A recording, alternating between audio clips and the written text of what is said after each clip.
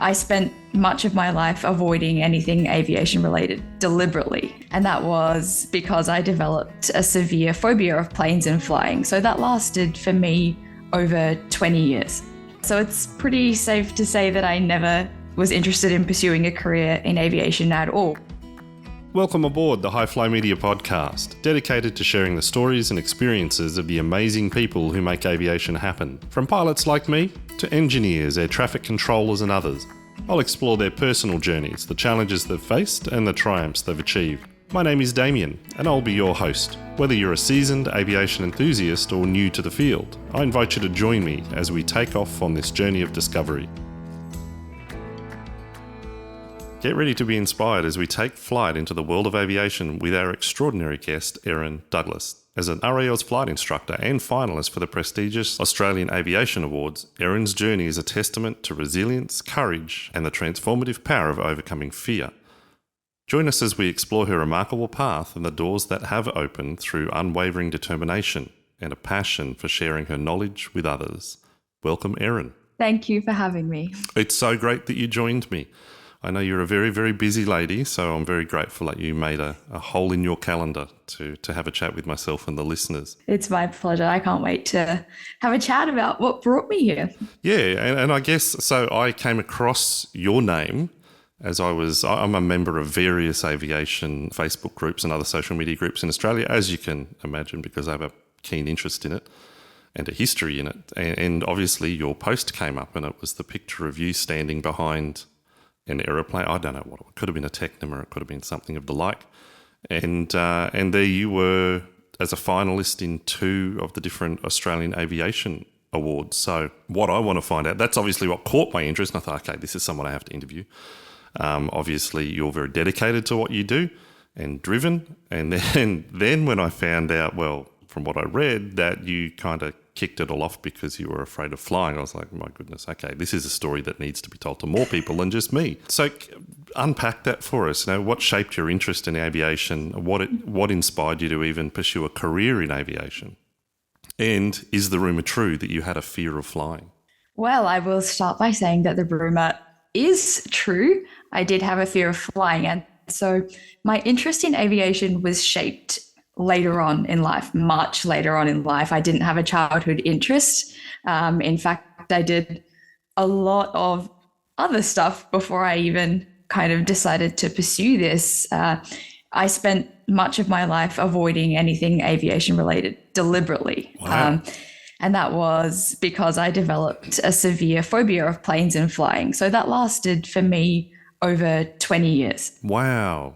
Yeah, so it's pretty safe to say that I never was interested in pursuing a career in aviation at all. And if you'd asked me 4 years ago if I would be in this position, I would have laughed and I probably would have cried because you'd mentioned a plane. Right. It was a full-on phobia. I couldn't step foot on a plane. So this is quite incredible. Wow, and I thought my daughter was bad. So I've got what's she now? She's 15 and we flew to Melbourne probably, it was before COVID, so maybe 4 years ago. So when she was maybe, 10 or 11, and it took a bit of convincing to get her on the plane. We've talked about going overseas and that's just a hard no. So, but she wasn't as severe as yourself. Yeah, and one thing comes to mind, it's probably good to kind of let everyone know the extent of a phobia. So it's different than a fear. So with our fears, we can kind of mentally overcome that enough. We might do it, we might not like it, but we'll do it anyway, sure. Even though we're a little bit scared. But with a phobia, you would go to real extremes to avoid doing that thing. And so when I wanted to go overseas with my husband, I made him get on a cruise ship from Perth to Singapore. And then we traveled by land, Singapore and Malaysia. And then we got back to Singapore when I was supposed to give a flight a go. So just a short hop, Singapore to Darwin. Right. And I just flat out said, no, I can't do it. And so we spent another $6,000 or so, and we had to cruise all the way back to Sydney. It could have been worse. I'm sure the cruise was nice. It was amazing. My husband wasn't pleased, but it was amazing. Yeah, the bank balance wasn't too pleased, but wow, okay, yeah. It wasn't. So thanks for unpacking that. Thanks for, explaining the difference between a fear and a phobia.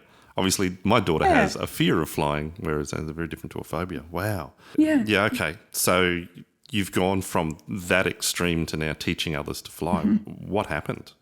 What was the transformative moment or moments? The kind of catalyst, well, Yeah. it started as something very cliche. We had taken a trip over to New Zealand and it was New Year's. We were coming back the next day and I wrote my new... Was it a cruise? It started as a cruise, Right. yes. Right. It was a Christmas cruise, actually. And so we ended up staying on land for New Year's and I wrote a New Year's list. So I don't write a resolution list, but I do write a list of things I'd like to achieve that following year. Sure. And so on that list, one of those things was take a step towards kind of getting over my phobia of flying. But I didn't really have any action steps. I just had a few words. Let's do this. I didn't know how I was going to do it. And then by chance, when we got back to Queensland, my husband said, I'd really like to learn to fly. And I thought he was crazy. I was like, I'm not doing that. I'm not even going to go with you. Like, this is insane. But I did. Yeah. I went along to an open day that was being held at the flight school. And I thought, well, maybe I'll book in for just a trial flight. Wow. Maybe I can keep doing trial flights to try to, I don't know, get some exposure of some sort. Yeah. And it started from there. I did a trial flight and then I got on the ground and we had some lunch after and I said, look, I think I might want to do this like a little bit more. I don't know in what capacity, but I just knew that something was kind of triggered in that flight that maybe had me believing that I could maybe get over my fear. That's incredible. So you've gone from not a fear, but a phobia. You would not get on a plane, a commercial airliner, which is probably one of the safest aircraft you could get on, to fly from Darwin. Exactly. You said Singapore to Darwin. And then you've gone from that level of phobia to getting in, I'm assuming, something like a 172 or a 150. It was a Sling 2, so Sling tiny. 2, so even, two-seater, low wing. Yep. Yeah, okay. Wow. That took some courage. So really then it came down to that commitment you'd made yourself at around the new year and you just thought, no, I'm going to give this a crack. Yeah, I feel like I had to. I was at the very end of my rope with it. I didn't know what else to do. I tried medication. I'd been through counseling to see if I could make a change in that way, to see if I could kind of unpack it myself. But no one really knew where it came from. So it was hard to fix a problem which didn't really have a source. I tried everything. The only thing that I hadn't tried at that point was going into one of those larger fear of flying courses, just because the upfront cost was expensive. So I tried this, and little by little I chipped away at it, and it's been an interesting journey. Well, good on you. So, even thinking about myself and probably a lot of our listeners, the amount of things we look at in life that are not phobias, that we might just be a little bit concerned about, and we just think, oh no, I can't do that. I can't do that. It's not going to work. But you've overcome something very substantial, of which you didn't know the reason why you felt that way. It's just the way you were wired, and you pushed through it. That is really commendable. That's amazing. So well done. Oh, thank you. And now I'm trying to turn it into somewhat of a career and try to help other people to maybe get over their fears and phobias as well. Would I be even close to the mark if I assume that probably happened out of Archerfield? Is that where you flew from at the time, or was it a different airfield? It was at Caloundra, actually. Oh, okay. So very close lucky. To me. I think that Caloundra's probably, close to you. It's one of my favorite airfields. It's absolutely gorgeous. And I mean, you take off and you've got the Sunshine Coast and Bribie Island, and what a training area. I know, right? Well, I didn't learn to fly here. I learned to fly in Toowoomba. So my training area was the farmland south of Toowoomba. Not quite as pretty as the Sunshine Coast. Not quite as scenic. No, not quite as scenic. The chief flying instructor at the time, Graham Garrity, though, he used to say if you could fly in Toowoomba, you could fly anywhere in Australia because of the winds coming over. I would 100% agree. Yeah.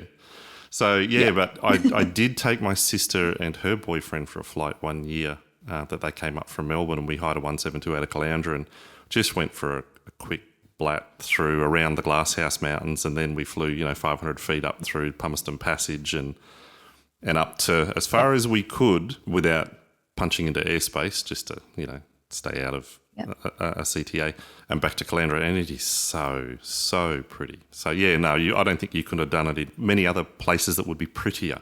Certainly in Australia, but maybe even the world. It's just a pretty spot. I agree. And I think for me, it really helped because, I had a great instructor, but if there was moments where I'd be getting caught up in my fear, all you had to do was look down and say, hey, there's a turtle. Hey, there's a whale. And it was distraction. That's cool. There's not many other places you could get that. And so then you go from taking those trial introductory flights, that would have been, I think, instrumental in pushing through those feelings that you were having. It was. So it wasn't on the same day, but it was very shortly after. Right. And I just figured if I kept booking them, then I was holding myself accountable. Every time I left, I had to have another booking, and that would keep me going. Yeah, okay. That's interesting. The last chap that I interviewed, which if you haven't listened to it, those out there, go and listen to it. If you're listening to Erin, you can go and listen to Doug Wolf. He was all about, what I took out of it was all about basically setting goals and achieving them. So, and bite-sized goals that become part of a larger picture. And I think accountability is a huge part of that, and holding yourself accountable. So it is. You've taken a few trial introductory flights. At some point you went, okay, put me on the books. I want to learn how to do this and fly by myself. So your husband was doing this at the same time as well?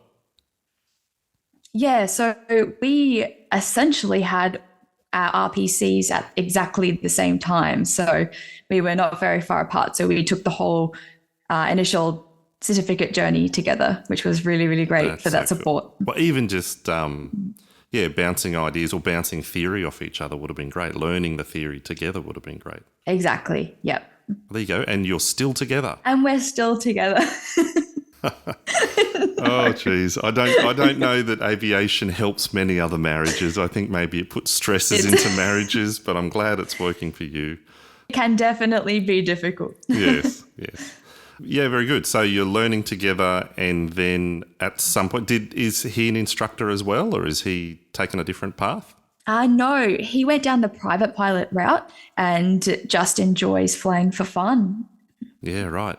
And you decided to go down the RAO's instructor path. Yeah, I did. I was looking at various ways of getting into the industry, and I thought of instructing quite early on in my journey just because we had really good instructors, and it was kind of inspiring for me to see. And I thought, well, I think I actually want to give back, but the journey through to commercial in grade 3 was going to take a lot longer. And so I thought, what can I do first while I'm working my way there? Oh, well, I can do RAO's instructing, and it's been absolutely brilliant.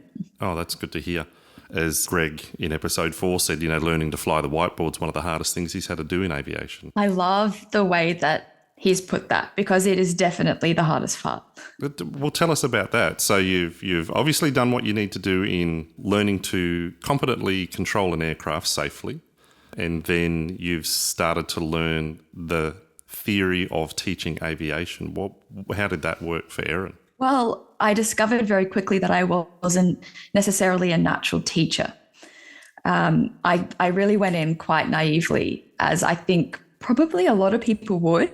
You think, oh, this is going to be great. It's going to be all flying. I know how to fly. Yeah. And then as soon as you start, you realize that not only do you not know how to fly, but you don't know how to teach. And so you've got two elements there that you're needing to learn, and quite quickly, because the rating doesn't last for very long. And then you're thrown out into your workplace and you still feel very, very green, which is fine. We work through it. But yeah, I think for me, that standing up in front of people and teaching someone something that I felt like I hardly knew was the hardest part. You think you know how to fly, you come out with your licenses, and then you have to teach it, and it all just starts to fall apart. I could imagine. I remember the day I got my private pilot's license. My neighbour, he was a citation jet pilot, and he just said to me, I went up next door and I went, hey, Grant, I got my license, I got my PPL, and I was headed to CPL. That was the plan. And he said, congratulations, you've now got another legal way to kill yourself. And I was just like, whoa, what are you saying? And he just said, well, you're legal to fly, but it doesn't mean you're safe. Doesn't mean you're doing the right things. Mm-hmm. So, yeah, totally understand that. And then to be at that position. You know, if I was to go and get an instructor rating right after I got my CPL, you know, you'd be sub 500 hours, probably sub 350 hours. Yes. And now you're actually teaching someone else the principles of flight, how to do a climbing and descending turn. That would be a challenge, 100%. It's terrifying. But you did it. Yeah, I did it. And it's still challenging, but I think it's a different challenge now. Every time I go up, I learn something new. And I think sometimes that's kind of shocking for a student to hear that their instructor is still learning, but we're all still learning. No matter how many thousands of hours we might have, there's always something to learn. Yes. I think that's great. You look at, on Facebook every now and then you'll see the captain sitting in the pilot and command seat on a flight deck, and he'll be holding up, today I retired, the date and 46,000 hours, but I guarantee he learned something new in one of his last flights. It's just the nature of life, isn't it? Yeah, absolutely. And I think it only becomes dangerous when there's someone out there that feels like there is nothing left to learn. That's right. And in talking with Paul Strike about the upset prevention recovery training, that was really eye-opening because he was explaining things, and I kind of touched on it in the actual podcast, but I would talk to him in depth about it later on, where he was talking about things in that podcast and he was explaining scenarios where things could go sideways. And when he was explaining those, I had a chill down my spine with one of them because I was thinking, I've been there. And so I kind of, in that moment, I realised how close I was at low level, turning onto final, how close I was to potentially going into a spin, 600 feet above the ground. Well, I would have been a hole in a building west of Toowoomba, west of the airstrip there. Yeah. So until you know, you don't know. Yeah. So you've got your instructor rating. Is this up at Caloundra still? No, it's at Redcliffe. Okay. So you did that down at Redcliffe. That's where I did my caravan endorsement. Oh, did you? Yeah, with a van. I think it's currently flying out of Cairns the last time I stalked it. So that's the only time I've flown at Redcliffe, was doing that endorsement, which I've got a scary story about that day, but I'll save that for another time. Oh, gosh. Tell me, how's the flying been out of Redcliffe? I mean, you commented about Caloundra, but I know Redcliffe's kind of pretty, but Redcliffe's pretty close to Brisbane International as well. Yeah, it is. So our students have a couple of different things to deal with, and that's being under an airspace step. So they learn about being very close to that controlled airspace very quickly and how important it is to be accurate with that.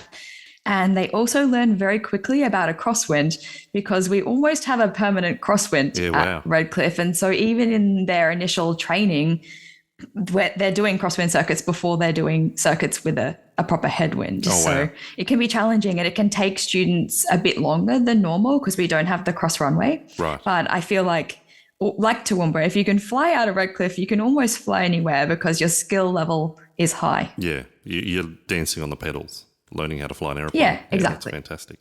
And how often are you instructing, each week? Are you doing it every day, or is it a normal 5-day kind of working week? So my schedule is a little bit interesting. I work a few different jobs. So I'm generally here, there, and everywhere. And instructing kind of has its ebbs and flows. So one week I might not be doing a lot. The next I might be doing 10 or 15 hours. It really varies. Yeah, right. And it's just a balance between all those 3 jobs. So apart from your phobia of flying, what other challenges did you have to overcome in this journey? You mentioned, learning to teach was a challenge. Was there anything else you found a challenge? Yeah. So I think my biggest challenge has always been in my mind. So I would battle with my own mind more than I'll ever against any other external factor. Yeah. I think it was just that constant voice that's in my head telling me that I don't belong. It's very, very loud, and it's the source of a lot of my issues with anxiety and my struggle with imposter syndrome, which kind of reared its head during my training. Yeah. So I guess that posed a huge challenge for me from day one, and it always has because I'm a perfectionist, and you can harness that for good, but if you mix perfectionism with a fear of failure, it kind of means that you fail every flight because it's never going to be a perfect flight. So for me, that was a really big challenge. Yeah. And a lot of that will be out of your control too. A lot of it out of my control. And I think that's the most frustrating thing. And I think during my instructor rating, especially since that was being filmed as well for the documentary, I was very aware that my mistakes were being filmed and that could possibly be in front of some very judgmental eyes when it was finished. And so I had a lot of mental challenges and blocks during that, which is difficult. You're trying to do one of the hardest ratings and it's being filmed for all to see. Okay, so unpack that for us. Well, I don't know about this film. Excuse my ignorance. Okay, so it's kind of the reason why I started my instructor rating as early as I did. I came to the school at Redcliffe and I said, look, I really want to get my instructor rating. But little did I know that behind the scenes at the time, a few people there were in talks to get a documentary called Touch the Sky up and running. Okay. And so their plan was, it started with one woman, and that woman wasn't me. But then when I got there, I think it was just kind of luck and timing for me. And they decided to expand it to take into account more female journeys. And so I got pretty lucky. I would consider that to be pretty lucky. Yeah. And they offered it to me and said, hey, you can get your instructor rating, but here's the catch, you'll also be filmed. And I just said, okay, do it. And that was naive. But I thought, well, you know what? I'm getting something that I've dreamed of doing. Oh, well, I'll just have to be filmed. It's an amazing experience. And in reality, I mean, apart from setting up a GoPro every time you go up and flying, who else has their learning experience catalogued? I know. It was equal parts exciting and scary because for me, I already had some sort of online following, and with that came a lot of bullying. So I feared having my journey and my mistakes out there in front of those people. Yeah. Wow. Okay. Wow. So it just added to the complexity of your journey. But I'm a believer in when you're faced with things, you can determine the outcome. And you've even already mentioned, the voice in your head, the imposter syndrome. That's something that almost anyone who actually does anything with their lives would face at some point. Exactly. I don't think you can have one without the other. That's right. And so then it is up to us to push through that. So this documentary, what did you say it was called again? Yeah, it's called Touch the Sky. Touch the Sky. Where can listeners find that if they want to see your learning journey? People can find that on YouTube. It's a little YouTube mini series, and they can search Touch the Sky and it'll come up with, I think it's between 6 to 8 episodes. Yeah, cool. All right. I'll definitely have to watch that. Sure. And so if we look back at your journey so far, you've overcome a phobia of flying. You've then decided you want to teach people how to fly. So you've had to learn to teach. That was documented along the way, which kind of adds another layer of challenge to the cake. Mm-hmm. You've been instructing for a little while now, and then you get nominated to not one, but 2 Australian Aviation Awards, the Recreational Pilot of the Year Award and the Female Rising Star Award. How did that come about, or were you completely blindsided? No, I wasn't blindsided. So for the Aviation Awards, you get nominated. Someone has to nominate you, and then you have to write a submission. So they ask you a series of questions, and you have a word count, and you need to do like a full proper submission. Yeah, wow. Which I really enjoyed doing. Oh, that's good. That's good. It's kind of like doing a uni assignment from the sounds of it. It is. It was actually. And you find out about that sometime in the future? So we find out at the awards night, which is being held at the Star Casino in Sydney on the 31st of August. So It should be a really good night. Well, we'll watch the socials because no doubt the announcement will come out in the socials. Yeah. And you're a finalist, so you're a winner anyway. Yeah, I said that the second it came out and I realized that I was a finalist, I just felt like a winner. I felt like, wow, like I've worked so hard just to even be recognized in this capacity is pretty awesome, personally. Yeah. Oh, that's amazing. I think it's incredible what you've done and what you've achieved. So we've talked about what you've achieved so far. Where to from here? What are your longer term goals in aviation?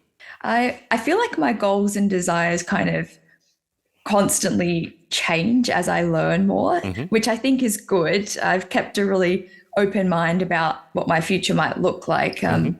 I think that by doing this, I've possibly captured more opportunities than I would have if I'd kind of had the blinders on and had as kind of a single-minded goal from the start. I think it's nice to have goals, but also to see where everything takes you. And that's kind of what I've been doing. I didn't even expect to be where I am now. So I think I'm already at the point where this is what I dreamed of. So sure. What's next? I have no idea. Yeah. I have no idea. I think a goal that I work on every day is just to be the best that I can be in my job. And that's what I do. I set just day-to-day goals, but long term, my original plan was I always saw myself flying for the police or the RFDS. So I'd like to do kind of a service job like that. Kindred spirits. That was my long-term goal. Landing a caravan or a PC-12 or a B200 on a gravel road in the middle of nowhere just at night just seems thrilling. I dream of that. I like what you said there, and it resonates with something that Doug Wolf said, the caravan pilot, the FedEx guy in the last episode, and that was that because I was very one-track minded, like that RFDS, that was it. That was where I was going. That was what I was going to do. And I'd mapped out and that's why I was flying the caravan. I was getting PT6 time. And in talking to Doug, all these years later, I was 31 at the time. And it was pretty naive of me as a 31-year-old that had been in management, that had had a bit of life experience, to have a very focused mind. Maybe it wasn't, because you learn about, you set goals and you break them down and you get there, and that's what I'd done, and I was on the path. The way Doug talked, though, which is similar to what you just said there, was that he used the word opportunistic. So yes, you've got your long-term goal, but you never shut a door before you look in the door. And you might go, that door's not for me, and shut it, but you're always open to looking through the door. And I think that is an incredible mindset to have that will only, in my opinion, bring success, because, here I am 15 years on, knowing that you'll learn whatever you're going to learn by the doors you go through anyway, and it's all going to add to your life experience. And it may end up at the RFDS or flying for the police, or it may not. The good thing about it is if you fly for the police or you fly for the RFDS, you can fly a Cessna Caravan in both. Exactly. See, one-track mind, right? That's me. So with what you've got on the horizon or planned or where you're going, do you foresee any major challenges that you're going to have to overcome? I think my challenge is pretty well what everyone else has a challenge with. And I think money's going to be the biggest barrier. Right. I think as we sort of make our way through things in aviation, it gets a whole lot more expensive. I don't know yet how I'm going to address it, but I've made it this far, I figure, and I know that I'll find a way. Apart from money, which is a pretty big one, I don't really see any other challenges at the moment other than just the normal kind of self-belief related challenges. I think I tend to hold a pretty optimistic view of the future, and I tackle things with kind of a childlike positivity. I just like to jump in and kind of go headfirst into things. So I don't really sit there considering future challenges I may or may not have to tackle. I think I'd prefer to go in with a bit of more of a naive mindset. It just kind of, I don't know, it works for me. I just dig my heels in. That's how I'll tackle anything that comes up. Yeah, no, that's fantastic. There's a guy, his name's Eckhart Tolle. Love that guy. Yeah, The Power of Now. And so, he's saying, why waste energy thinking about something that hasn't happened yet? Focus on the now, get the job done. Thank you very much for sharing that story. And you're only part way through your journey, and I'm guessing by the amount of time you've been doing it, you're only just scratching through the surface with what you're going to experience yet in aviation. The fact that you've been nominated and now become a finalist for not one but 2 Australian Aviation Awards at this pretty early part in your aviation journey, I think that tells the story of what kind of person you are and the calibre of person that you are. Yeah, I hope that it does come across like that. It's been a little bit challenging to kind of get out who I really am, because I've had this kind of big Instagram advertisement of my life. But it's nice to come and do things like this, and people can say, oh, that's just a little bit more of who she really is, instead of what's kind of put out online in a shiny sense. Yeah. And no doubt behind every good woman there's a good man. No doubt your husband has been a great support. He has been a very good support. He'll love to hear this. Yes, no doubt. And like I said, obviously it helps that he's a pilot as well. He knows what you're going through and he can certainly support you, which is fantastic. And I think I always say that aviation is a team sport. So you might see one person succeeding, but there's a whole team of people that have helped make that happen. Oh, 100%. Can you tell us about a memorable experience you've had flying, maybe a particular airframe, maybe it was with someone, and what made it special to you? I have had a lot, I feel, of memorable experiences. Maybe some just because not that's so the good. way my journey has gone. It's kind of challenging to choose one, but something that does stand out in particular to me was my first really long nav flight from Redcliffe to Darwin. Whoa. So Hang on a sec. yeah. Redcliffe to Darwin. So I had done my nav endorsement by that right. point, but it was my first really long flight. And Right. so it was about 16 hours done over 2 days. Yeah. But I think that trip for me really opened my eyes to the sorts of adventures that you can have with your Yes. certificate or your license. Yes. And it just allowed me to see the most beautiful sights, things that I never dreamed that I would be able to fly over, like Kakadu National Park. It was just something that I know I'll never forget. And I hope to do that again someday, but just in something a little bit faster. I hope next time. What were you in at the time? A Cessna 150. Oh, yeah, okay. Yep. So you kind of, you'd be pushing 90, 95 knots? Look, that's a stretch. Yeah. It was slow and it was low. Yeah, right. What were the legs? Just map that out for the listeners. What did the journey look like? Oh, so Roughly. now I have to remember all of those places. So we didn't go right into the center. That was an option to go to Uluru and then straight up. We kind of went out to Gayndah, if people know where that is, and then kind of split the middle in Queensland and ended up in Normanton for the night, right up the top, and then went straight across Kakadu up kind of Jabiru way, that way to Darwin or to MKT. That would have been amazing. So you would have flown past the Gulf. Yes, exactly. Yeah. So it was an experience because for a really long stretch of that second day, there would have been absolutely nowhere to land. It's croc country. We don't have a second engine. We don't have a chute. So Yeah. So you're, it was pretty frightening that would have been. when you're flying over and there's just cliffs and crocs. And I thought, geez, I wouldn't like to have an engine failure. It's kind of nerve-wracking. Or you might have been seeing turtles in the water, but you were definitely seeing crocs in the water there. Absolutely. My next question was, what's one of your most fear-filled flight experiences? And, well, that sounds like it was probably one of them. Yeah, I think since I started with a phobia, it's fair to say I've had quite a few fear-filled flight experiences. Probably, I think for me, none more than my first ever flight. That was pretty terrifying. Yep. And then my first solo flight, because I never expected to reach solo stage. Wow. I thought I'd stop before that. So okay. I think from being completely unable to step in a plane to then flying one myself with absolutely no safety net of an instructor was the most terrifying thing I've ever done. I don't have fond memories of my first solo flight. Like you hear people say, it was the best day of my life. And I'm like, it was the worst day of mine. Yeah, okay. That's a really interesting insight. Quick question that popped into my head when you were talking about the instructor handed over controls to you at some point. Tried and mostly failed. Yeah, okay. I didn't want to get on the controls at all. So I was offered it and I think I did the one finger touch, but not much more than that before I said, please take them. Yeah, okay. That's cool. Baby steps. But yeah, wow. So that's a different insight to hear that. So thanks for sharing that.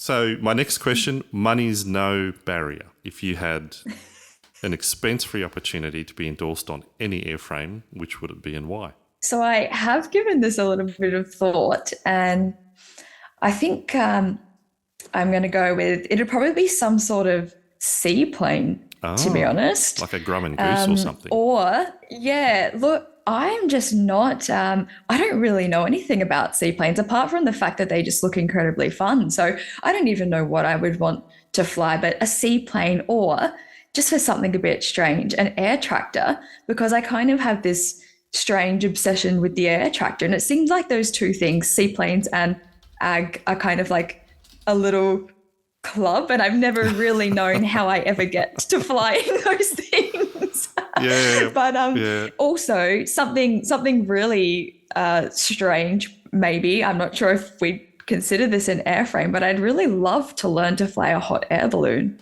Okay. Well, yeah, it's an airframe. You have to be licensed for it, I guess, at the end of the day. That's Well, cool. there you go. Hot air balloon. I'm just mesmerized by balloons. Yeah. It's a guy by the name of Grant McHerron, who is a podcaster with Plane Crazy Down Under. And he's a mad keen balloon guy. Yep. I think it's so awesome. And I've Googled and Googled, and I still don't know how to fly a balloon. I don't know how I get there. Oh, it does my I just head think in. it's so cool, though. Totally does my head in. You're floating through something you can't see, but then he talks about, oh yeah, we took off here and we flew over there and then we hit this layer and then they're landing back in the same field. And I'm like, how do you land back in the same field when you're in air you're not in control of? But they're amazing. That's some wizardry right there. I know. I agree. Have you heard that Mallard guy? Yes, I have, from Darwin. Yes. Super cool. Beautiful, beautiful footage he takes. Just a gorgeous plane. Yes. Yeah, I just can't imagine having something so cool where you can literally go flying, land on a lake and just jump off. Like, it's just, what a cool life. What's his podcast is called On the Step, if anyone's listening and wants to have an interesting listen to what he talks about. Finally, if you were to give advice, and if anyone can give advice, it's probably yourself with what you've been through.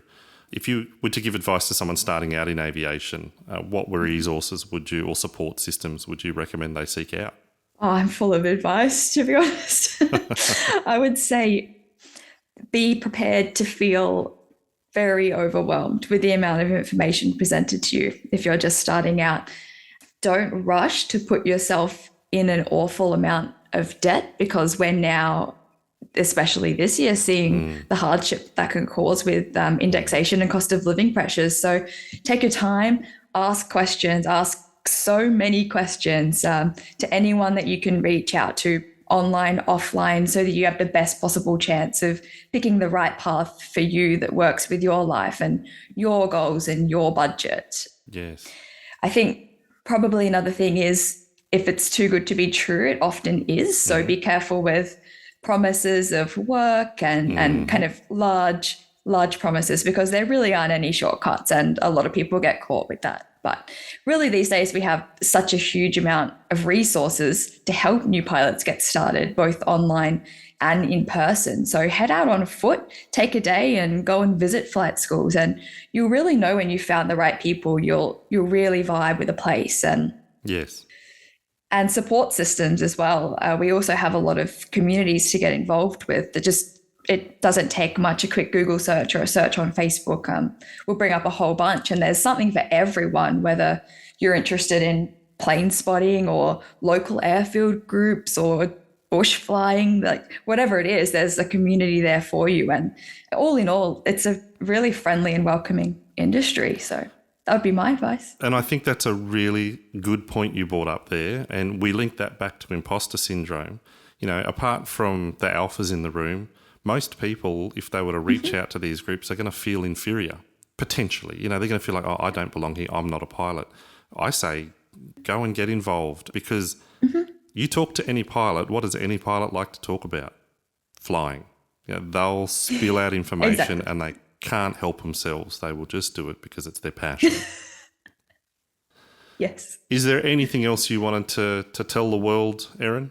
Look, I think that's covered a lot of my journey, and I hope that it's given people a bit of an insight as to who I am behind the scenes, because like I said, a lot of people's first impression and introduction to me is online, and that might be a really nice little advertisement, but it's still business. I want people to see and hear who I really am behind the scenes and why I've done what I've done and why I do what I do. So this has been really good. We appreciate you sharing that. Where can people find you online that you're happy for them to go and look? I really just have one platform. It's on Instagram, and my handle is Flying with Erin in the one word. That's where you'll find me online. As we conclude this captivating episode, I and the listeners will extend our heartfelt appreciation to Erin for sharing her incredible journey from conquering her phobia of flying to becoming a recognised leader in the aviation industry. Erin's story is a shining example of the heights we can reach when we embrace courage and tenacity. Her dedication to passing on her knowledge and empowering others to achieve their dreams is truly admirable. Let Erin's story inspire you to embark on your own journey of transformation. Remember, the sky is not the limit when you have the courage to soar. Erin, we'll be sure to keep our eyes on the socials, eagerly awaiting the news about the Australian Aviation Awards. Congratulations on your achievements to date, and all the best as you continue to shine into the future. And thank you so much for taking time out of your day to share your story with us. Thank you for having me. It's been a lot of fun. Join us next time for more fascinating discussions. Subscribe now on your favourite podcast platform, and if you'd like to help out, feel free to leave a review. That'll help spread the word. Alternatively, you can listen to the podcast on the HiflyMedia YouTube channel. Music for the podcast is titled Dance With Me by Asher Lee, available at upbeat.io. The HiflyMedia podcast, uncovering the people and passion behind aviation, one story at a time.